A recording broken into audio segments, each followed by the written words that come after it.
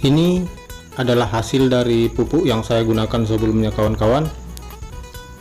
Saya mengambil videonya secara random saja, secara acak dari kedua ujung dan bagian tengahnya kawan-kawan ya.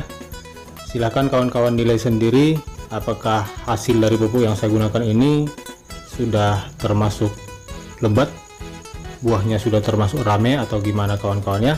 Silahkan kawan-kawan berkomentar di kolom komentar kawan-kawan.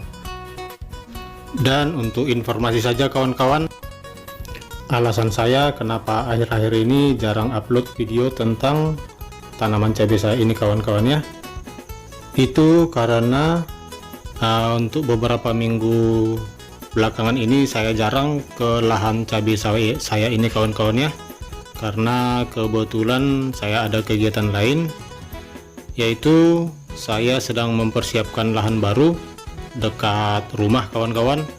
Kebetulan saya ada bongkar kopi lama untuk saya jadikan lahan baru saya untuk saya tanami kopi arabica kawan-kawan ya. Dan selain itu nanti di sampingnya juga akan saya tanami dengan tanaman muda seperti cabai atau sayur-sayuran.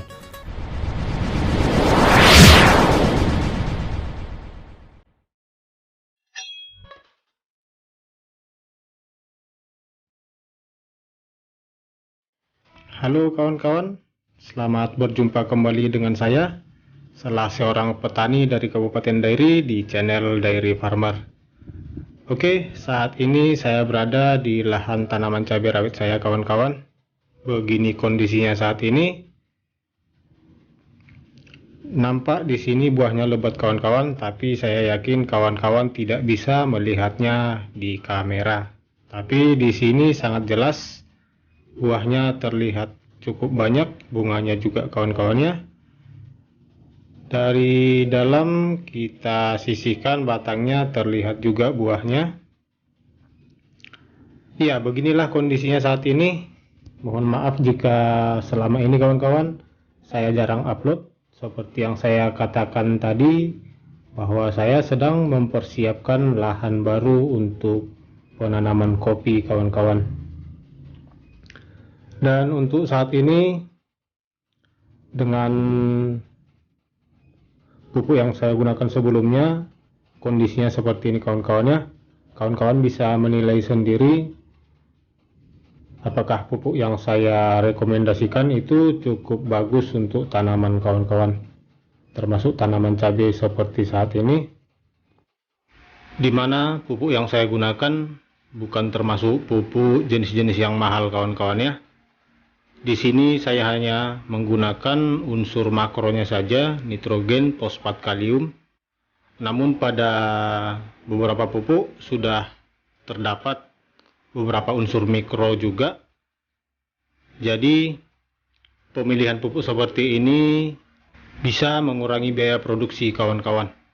Sehingga pada saat harga cabai anjlok, kita tidak terlalu dirugikan oleh biaya produksi kawan-kawan ya. Kemudian selanjutnya saya akan memberitahukan kepada kawan-kawan tentang pupuk apa saja yang akan saya gunakan selanjutnya. Tidak terlalu banyak jenis pupuk kawan-kawan, saya hanya menggunakan 4 jenis saja untuk saat ini ya. Untuk kali ini kawan-kawan, saya menyediakan 4 jenis pupuk untuk perkembangan tanaman cabai saya ini kawan-kawan ya. Di sini saya sediakan yang pertama dan tidak boleh ketinggalan, ini adalah Aviapic yang warna hitam. Ini saya berikan 1 kilo kawan-kawan ya. Kemudian yang warna biru adalah Winner.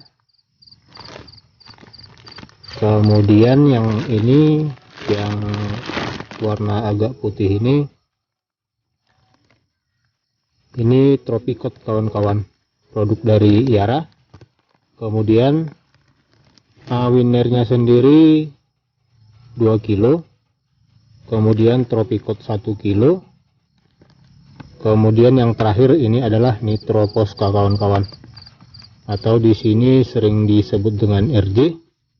Ini saya kasih 2 kg.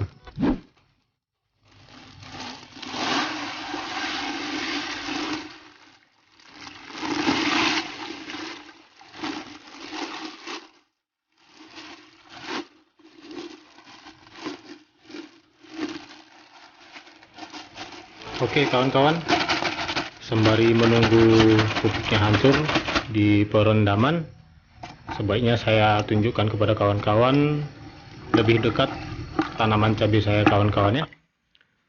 Ini adalah bagian yang sempat rebah karena terlambat membuat tali ajir kawan-kawan. Kalau sudah seperti ini sebaiknya dibiarkan saja, tidak usah dikembalikan karena nanti bisa patah kawan-kawan. Dan begini kondisi tanaman saya kalau kita lihat secara dekat ya. Tanamannya tumbuhnya cukup lumayan tinggi kawan-kawan, merata hampir dari ujung ke ujung. Ini sampai ke ujung sana, dan ini baris sebelahnya kawan-kawan. Kalau kita lihat dari bawah, seperti ini tampilannya, bagian bawahnya. Dan ini untuk gulmanya sendiri saya belum sempat membersihkannya, sehingga saya menyemprotkan herbisida kemarin kawan-kawan. Saya menggunakan herbisida kontak kawan-kawan ya, tidak menggunakan herbisida sistemik.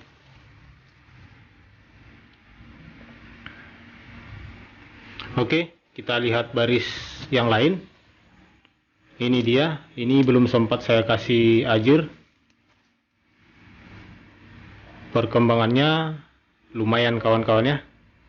Bukan yang terbaik, tapi saya merasa ini sudah cukup bagus dengan pupuk-pupuk yang saya gunakan yang tidak terlalu mahal.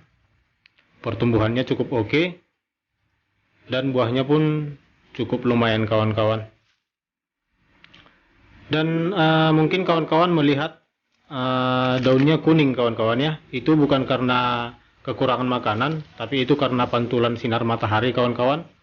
Kalau kita lihat di bawah, dia akan terlihat hijau kembali karena bagian bawah tidak terkena sinar matahari kawan-kawan. Kebetulan saat ini saya membelakangi matahari, sehingga pantulan sinar matahari ke daun membuat warna daun sepertinya kuning kawan-kawan. Oke.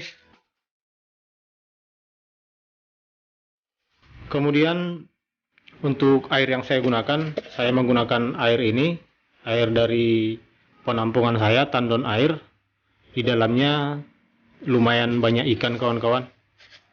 Dan untuk informasi, air seperti ini sangat bagus untuk dibuat sebagai pengocoran kawan-kawan. Karena setiap hari di tandon ini saya memberikan pelet untuk makanan ikan, sehingga mungkin nutrisi dari peletnya tertinggal di air, dan jika kita kocorkan, bagus untuk tanaman kawan-kawan ya. Untuk spraynya sendiri, saya masih menggunakan 4 pestisida yang sebelumnya saya sudah jelaskan kepada kawan-kawan. Jika cuaca ekstrim, saya menyemprotkannya per 4 atau 5 hari sekali.